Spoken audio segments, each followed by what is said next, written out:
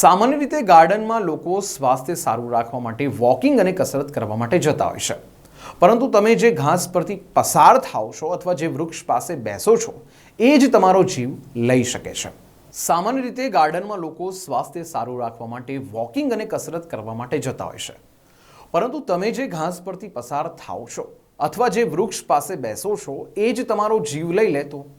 જી હા, માનવ સ્વાસ્થ્યને હાનિકારક એવા ઝાડ અને ઘાસ રાજ્યભરમાં ઠેર ઠેર ઉગી નીકળ્યા છે. વૃક્ષનું નામ છે કોનોકાપર્સ અને ઘાસનું નામ છે પાર્થેનિયમ.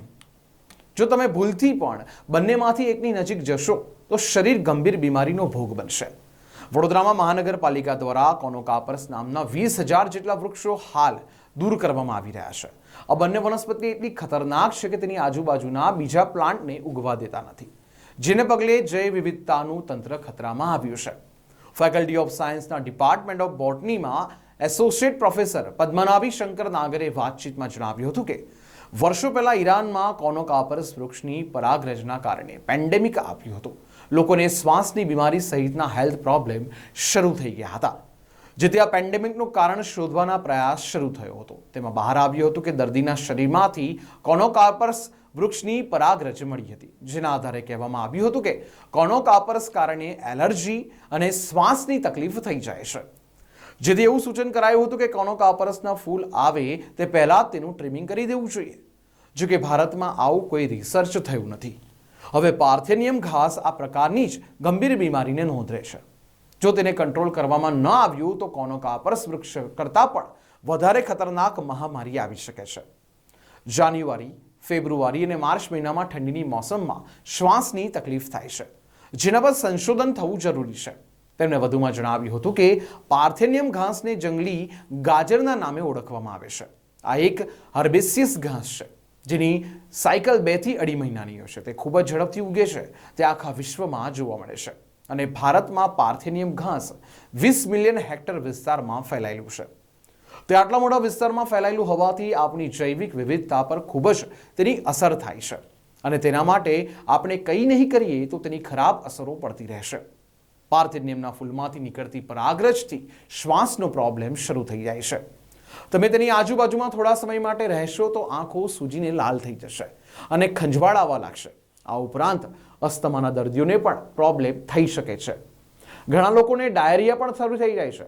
ઘણા દર્દીને સ્ટેરોઇડની દવા પણ લેવી પડે છે. ખેતરમાં ઘાસ ઉગી નીકળતા પ્રોડક્શનમાં ખૂબ જ ખરાબ અસર કરે છે અને તેનાથી ખેડૂતોને ખૂબ જ નુકસાન થાય છે. મગ અને મગફળી જેવા પાકને ખૂબ નુકસાન કરે છે.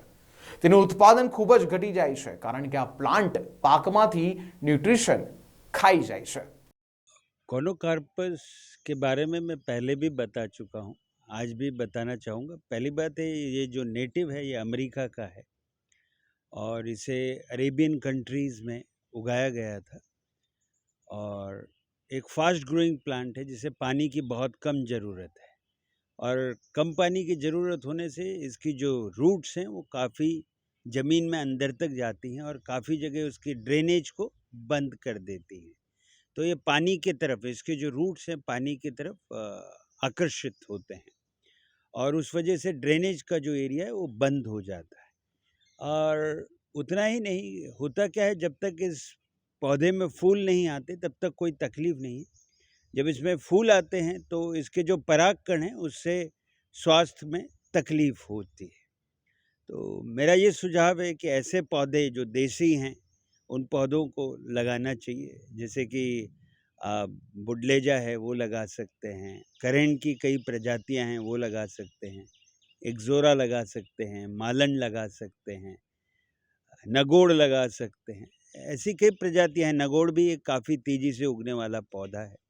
काफ़ी लोगों को दम की तकलीफ़ होती है तो वो अर्डूसी का पौधा भी उगा सकते हैं. तो काफ़ी अच्छे भारतीय संस्कृति में ऐसे पौधे हैं, उन पौधों को लगाया जा सकता है और अपने शहर को स्वस्थ भी रखा जा सकता है. मेरा ये कहना है कि हमारे पास काफ़ी देसी पौधों का ऑप्शन है, तो उन देसी पौधों के तरफ क्यों ना बढ़ा जाए. अगर हम उन पौधों की तरफ बढ़ेंगे तो हम अपनी जो जैविक विविधता को है उसको भी बढ़ा पाएंगे और उसे अप्रिशिएट भी कर पाएंगे. और जहाँ तक इस प्रकार के पौधे हैं जो बाहर से लाए गए हैं उनका डेफ़िनेटली एक पहले एक एक्सपेरिमेंट होना चाहिए, जैसे कि दवाइयों का एक एक्सपेरिमेंट होता है, और एक एक्सपेरिमेंट के बाद ही ऐसे पौधों को हमें समाज में लाना चाहिए। आँख बंद करके आ जाते हैं तो तकलीफ़ हो जाती है। जिस प्रकार से आपने बात करी पार्थिनियम की, पार्थिनियम जिसे गाजर घास भी कहा जाता है, कई लोग कांग्रेस घास भी कहते हैं।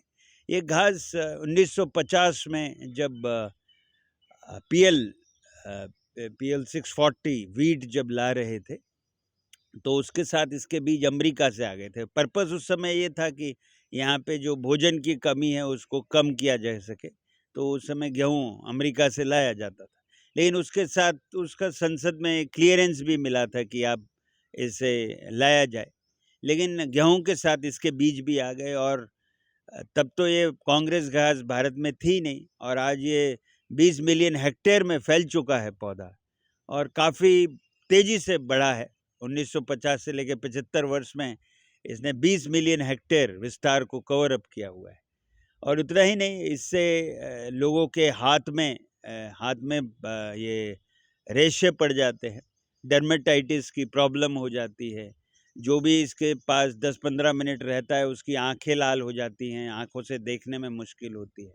और ये ऐसा नहीं है कि सिर्फ गार्डन के पास हैं, घरों के जो सोसाइटीज़ होती हैं, छोटे मोटे गार्डन्स होते हैं सोसाइटी में, वहाँ पे बड़े थोड़ा सा भी मॉइस्चर, अगर नल में से पानी भी टपक रहा है तो वहाँ पे बड़े तेज़ी से उगता है, और तेज़ी से उगता है, और लोग सोचते हैं कि हमारे बच्चे को एलर्जी हो गई है, एलर्जी की वजह से आप डॉक्टर के पास जाते हैं, और डॉक्टर्स फिर उसके स्टेरॉइड्स के इंजेक्शन देते हैं, और फिर आपका बच्चा ठीक होता है।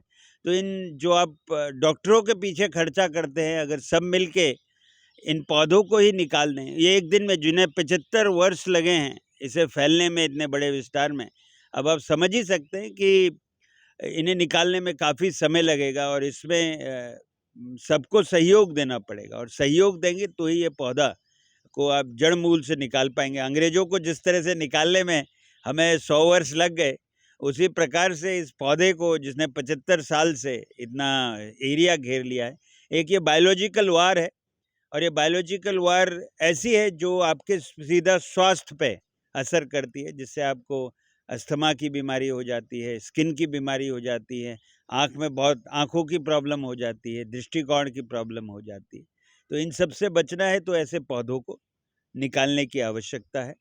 जितना अभी कोनोकार्पस तकलीफ नहीं दे रहा है, उससे ज़्यादा तकलीफ पार्थिनियम दे रहा है। तो मेरे ख्याल से पार्थिनियम पे उतना ही ज़्यादा ध्यान दिया जाए, क्योंकि कोनोकार्पस को तो आपको अभी उगाना पड़ता है बाकायदा नर्सरी से लाके, या फॉरेस्ट डिपार्टमेंट के हेल्प से।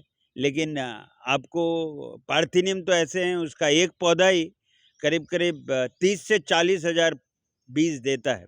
तो जिस तरीके से हमारे देश की पॉपुलेशन तेज़ी से बढ़ रही है, इसके पौधे भी बहुत तेज़ी से बढ़ रहे हैं, और इन्होंने पूरा यूँ समझिए कि काफ़ी बड़ा विस्तार हमारे देश का कवर अप कर लिया है, जिससे खेती में नुकसान हो रहा है। खेती का जो प्रोडक्शन होता है वो नुकसान हो रहा है, क्योंकि जो मिनरल्स हैं, न्यूट्रिएंट्स हैं, वो ज़मीन में से ले लेता है। उससे उत्पादन कम होता है खेती में। जो खेत में लोग मज़दूर काम करते हैं, उन्हें ब्रीथिंग प्रॉब्लम का तकलीफ़ उठानी पड़ती है। इसी प्रकार से जो अर्बन एरियाज़ हैं, उनमें हेल्थ इश्यूज़ हो रहे हैं।